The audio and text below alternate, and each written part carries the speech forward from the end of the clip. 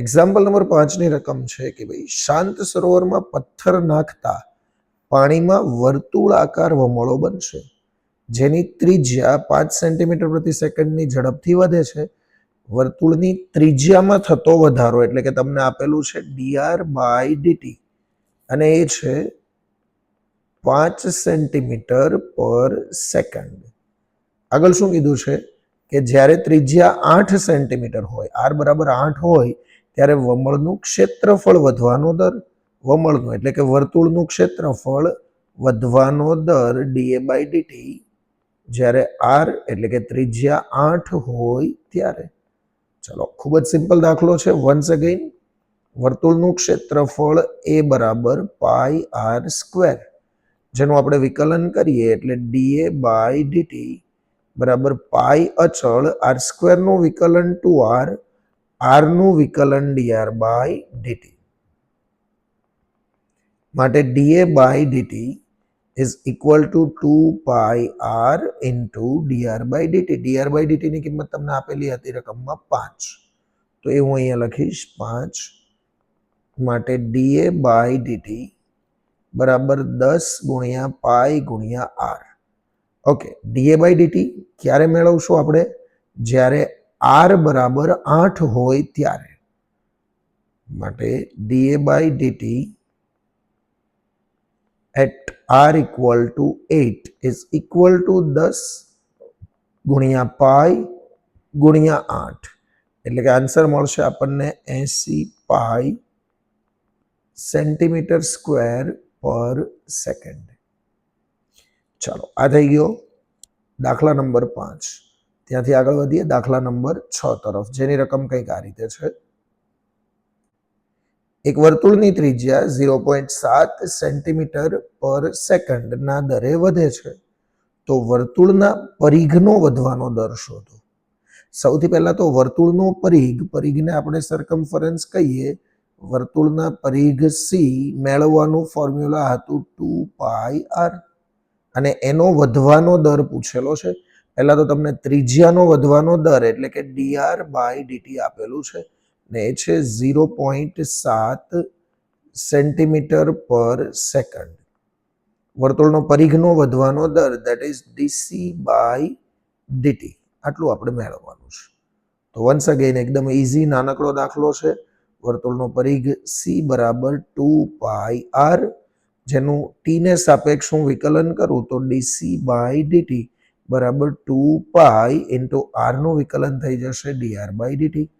હવે dr/dt ની value આપણી પાસે છે. આ dr/dt ના બદલે આપણે 0.7 મૂકી શકીએ, એટલે કે dc/dt બરાબર 2π ઇન્ટુ 0.7.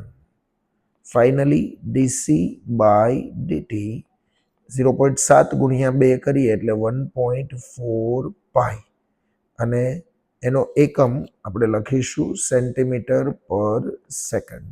કારણ કે પરિઘ જે છે, પરિઘ એ ખરેખર લંબાઈનો જ એકમ છે, એટલે એમાં સેન્ટીમીટર જ આવશે અને વિથ રિસ્પેક્ટ ટુ ટાઈમ સેકન્ડમાં છે. Next example number 7. 7મા દાખલાની રકમ કંઈક આ રીતે છે. એક લંબચોરસની લંબાઈ x એ 5 સેન્ટીમીટર પ્રતિ મિનિટના દરે ઘટે છે. તેની પહોળાઈ y એ 4 સેન્ટીમીટર પ્રતિ મિનિટના દરથી વધે છે. લંબાઈ ઘટે છે એટલે કે dx/dt નેગેટિવ આવશે અને પહોળાઈ વધે છે એટલે કે dy/dt જે છે એ પોઝિટિવ આવશે. તો જ્યારે x બરાબર 8 અને y બરાબર 6 હોય ત્યારે પરિમિતિ અને ક્ષેત્રફળ આ બંનેમાં થતા ફેરફારનો દર શોધો. ઓકે, આવો એક સિમિલર દાખલો ઉદાહરણ નંબર 4ની અંદર આપણે ગણી ગયેલા છીએ, તો એ તમે રેફરન્સ માટે યુઝ કરી શકો છો. હું તમને દાખલો ગણાવું છું.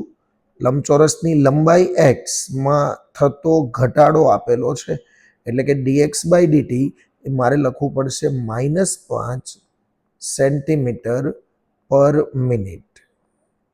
ત્યારબાદ પહોળાઈ y માં થતો વધારો 4 સેન્ટીમીટર પર મિનિટ છે, એટલે કે dy/dt is equal two 4 centimetre પર મિનિટ.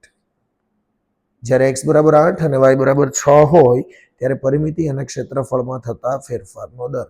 ચાલો પહેલા આપણે ગણીએ છીએ પરિમિતિમાં થતા ફેરફારનો દર.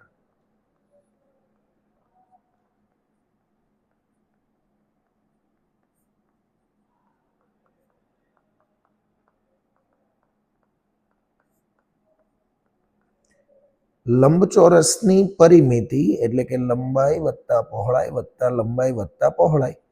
ઇઝ ઇક્વલ ટુ એ નહીં આવે, પરિમિતિને આપણે પેરીમીટર p વડે દર્શાવીએ છીએ 2x પ્લસ 2y, 2 વખત લંબાઈ 2 વખત પહોળાઈ, જેનું આપણે સમયને સાપેક્ષ વિકલન કરીએ તો dp by dt is equal to 2 into એક્સનું વિકલન dx by dt plus 2 into વાયનું વિકલન dy by dt.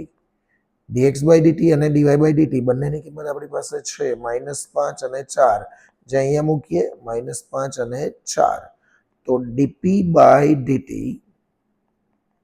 2 into -5 plus 2 into 4, માટે ફાઇનલી dp બાય dt આપણને મળશે, આ થઈ ગયું -10 વત્તા 8 બરાબર -2 સેન્ટીમીટર પર મિનિટ. આમ પરિમિતિમાં ઘટાડો થઈ રહ્યો છે, આન્સર નેગેટિવ છે, એનો મતલબ કે પરિમિતિ ઘટે છે. તો તમે લખી શકો, માટે પરિમિતિમાં 2 સેન્ટીમીટર પર મિનિટ ના દરે ઘટાડો થઈ રહ્યો છે. ચાલો ત્યાંથી નેક્સ્ટ આપણે ક્ષેત્રફળમાં, લંબચોરસના ક્ષેત્રફળમાં થતો ફેરફાર મેળવવાનો હતો, તો એ લખીએ ક્ષેત્રફળમાં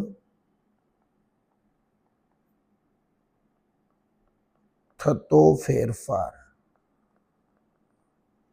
લંબચોરસનું ક્ષેત્રફળનું ફોર્મ્યુલા a બરાબર લંબાઈ ગુણ્યા પહોળાઈ એટલે કે x ઇન્ટુ વાય.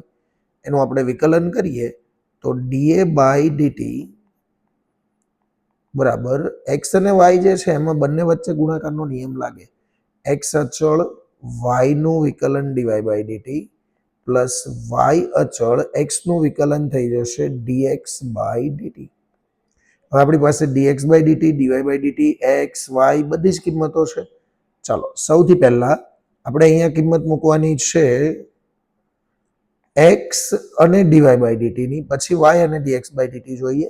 x અને dy બાય dt, તો x ઇઝ ઇક્વલ ટુ 8 લેવાના છે અને dy બાય dt બરાબર 4 આપેલું છે, તો 8 અને 4, માટે dA બાય dt બરાબર x બરાબર 8, dy બાય dt બરાબર 4, પ્લસ y અને dx ની વેલ્યુ મેળવીએ તો રકમમાં તમને y બરાબર 6 અને dx બાય dt આપેલું છે -5, 6 અને -5,